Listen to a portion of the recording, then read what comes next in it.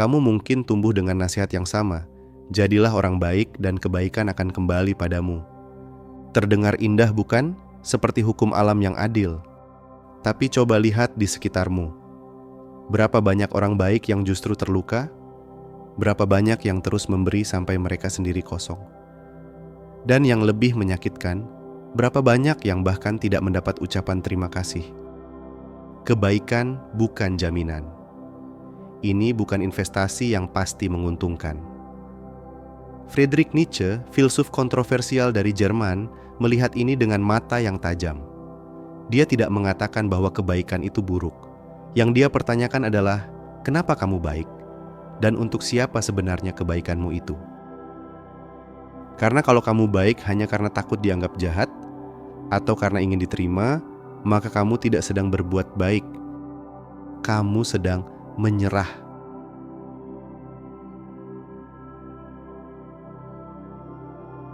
Mari kita mulai dari awal. Sejak kecil, kamu diajarkan untuk berbagi. Untuk tidak egois. Untuk selalu mempertimbangkan perasaan orang lain. Tidak ada yang salah dengan itu, tentu saja. Tapi ada satu detail yang sering dilupakan. Kapan kamu boleh memikirkan dirimu sendiri? Nietzsche menyebut fenomena ini dengan istilah slave morality atau moralitas budak.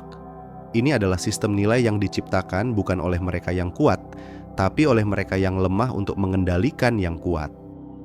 Bayangkan seperti ini, ada sekelompok orang yang merasa terancam oleh kekuatan orang lain. Mereka tidak bisa mengalahkan orang kuat itu secara fisik. Jadi apa yang mereka lakukan? Mereka mengubah narasi. Mereka mengatakan bahwa kekuatan itu berbahaya, bahwa ambisi itu egois, bahwa keinginan untuk menang itu rakus. Dan sebaliknya, mereka memuji kelemahan sebagai kerendahan hati, ketidakberdayaan sebagai kesabaran. Lama-kelamaan, orang yang kuat mulai merasa bersalah dengan kekuatannya sendiri. Mereka menahan diri. Mereka menjadi jinak, dan itulah kemenangannya. Bukan dengan pertarungan, tapi dengan rasa bersalah.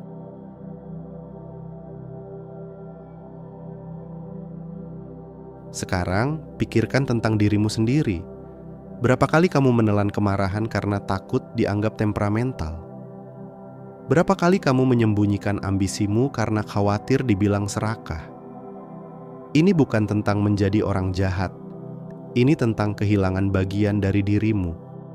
Ketika kamu terus-menerus menekan amarahmu, itu tidak hilang. Itu mengendap. Seperti endapan di dasar sungai yang lama-lama membuat airnya keruh.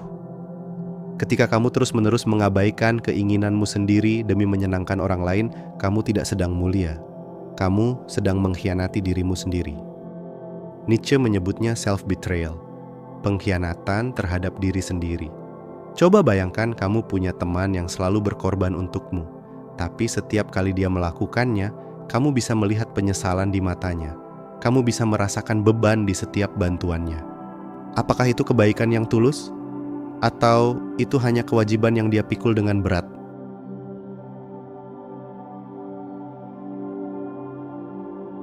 Ada hal menarik yang terjadi ketika kamu mulai menetapkan batas.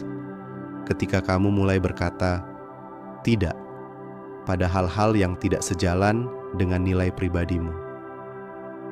Tiba-tiba, kamu dianggap berubah. Orang-orang yang biasa menikmati kebaikanmu tanpa batas kini mengeluh. Kamu jadi egois. Kamu berubah. Dulu kamu tidak seperti ini. Tunggu sebentar. Apakah benar kamu yang berubah? Atau mereka yang kehilangan akses tak terbatas pada waktu dan energimu? Ini seperti saat kamu memutuskan untuk tidak lagi meminjamkan uang tanpa jelas kapan dikembalikan. Bukan berarti kamu pelit. Kamu hanya menghargai dirimu sendiri. Tapi bagi mereka yang terbiasa mengambil tanpa memberi, itu terasa seperti serangan. Masyarakat memuji kelembutan karena kelembutan itu mudah dikendalikan. Tapi kekuatan sejati yang bisa berkata tidak, yang bisa tegak dengan prinsipnya sendiri, itu menakutkan. Karena kamu tidak bisa dimanipulasi dengan rasa bersalah.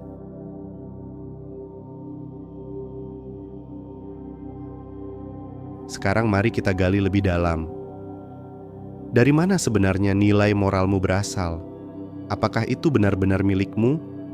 Atau itu hanya warisan yang kamu terima tanpa pernah mempertanyakannya? Nietzsche menantang kita untuk mempertanyakan segala sesuatu, terutama hal-hal yang dianggap sudah seharusnya begitu. Misalnya, kenapa ambisi dianggap buruk? Kenapa ingin menjadi yang terbaik dianggap sombong? Dalam banyak konteks sosial dan agama, kamu diajarkan untuk selalu merasa kurang, selalu rendah hati, sampai-sampai kamu lupa bahwa kamu juga punya hak untuk bersinar. Kerendahan hati yang dipaksakan adalah bentuk lain dari penindasan. Ini bukan tentang menjadi arogan. Ini tentang mengakui nilai dirimu sendiri tanpa merasa bersalah. Pikirkan seperti ini. Kalau kamu punya bakat menggambar yang luar biasa, apakah kamu harus menyembunyikannya karena takut dianggap pamer? Atau kamu boleh bangga dengan hasil kerjamu sambil tetap menghormati orang lain? Kebaikan yang lahir dari rasa bersalah bukanlah kebajikan. Itu adalah penjara.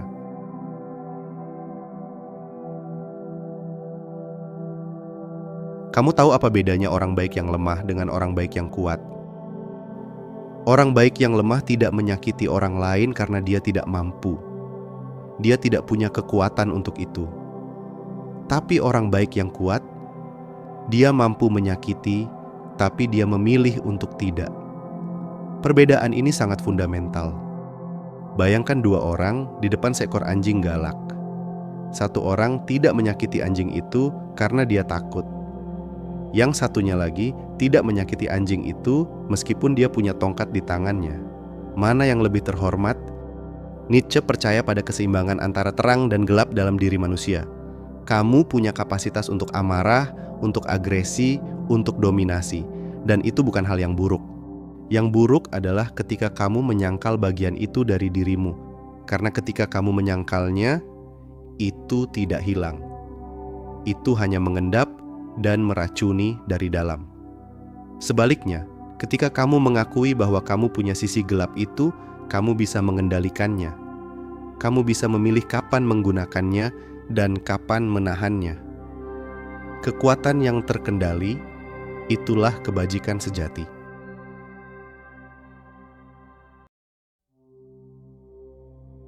Ini mungkin terdengar keras, tapi perlu dikatakan, tidak ada yang berutang padamu hanya karena kamu baik. Berapa kali kamu mendengar orang mengeluh seperti ini? Aku sudah baik sama dia, kenapa dia begini ke aku? Atau yang lebih halus, Kenapa hidupku tidak baik-baik saja, padahal aku selalu berbuat baik? pertanyaan-pertanyaan ini berasal dari pemahaman yang salah tentang kebaikan. Seolah-olah kebaikan adalah mata uang yang bisa ditukar dengan keberuntungan. Tapi kebaikan sejati tidak seperti itu. Kebaikan sejati tidak menuntut balasan, tidak menunggu tepuk tangan, tidak mengharap validasi. Kalau kamu membantu seseorang dan terus mengingat-ingat itu, menunggunya untuk berterima kasih atau membalas budi, maka itu bukan kebaikan. Itu transaksi.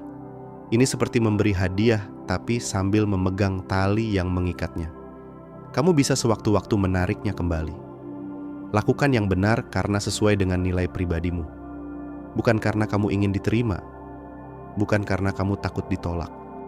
Bebas dari ekspektasi, itulah kebebasan sejati.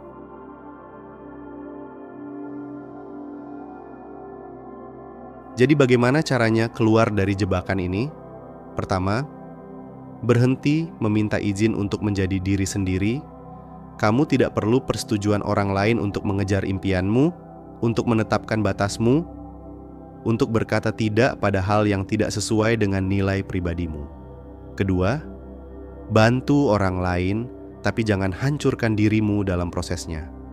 Ada perbedaan besar antara berkorban dan menghancurkan diri sendiri. Pengorbanan itu sadar dan dipilih. Penghancuran diri itu dipaksakan dan meninggalkan kepahitan. Nietzsche berbicara tentang Übermensch, manusia super. Bukan dalam artian fisik, tapi dalam artian filosofis. Ini adalah manusia yang menciptakan nilai moralnya sendiri, yang tidak terikat pada moralitas budak yang dipaksakan masyarakat. Kamu adalah pencipta nilaimu sendiri. Kamu berhak menentukan apa yang benar untukmu. Selama itu tidak merugikan orang lain, kamu punya kebebasan penuh untuk hidup sesuai prinsipmu. Mari jujur sejenak. Berapa banyak dari kebaikan kita yang sebenarnya lahir dari ketakutan? Takut ditolak, takut ditinggalkan, takut dianggap jahat. Ini adalah pertanyaan yang sulit tapi penting. Apakah kamu baik karena kamu ingin atau karena kamu takut? Kalau jawabannya adalah yang kedua, maka kamu tidak bebas. Kamu terpenjara dalam ekspektasi orang lain. Kebaikan yang sejati datang dari kebebasan untuk memilih, termasuk kebebasan untuk berkata tidak. Kalau kamu tidak pernah bisa berkata tidak, maka setiap "ya" yang kamu ucapkan tidak berarti apa-apa. Itu bukan pilihan, itu otomatis. Seperti robot yang diprogram untuk selalu menyenangkan. Tapi manusia bukan robot. Kamu punya kehendak bebas, dan kehendak bebas itu termasuk hak untuk menolak.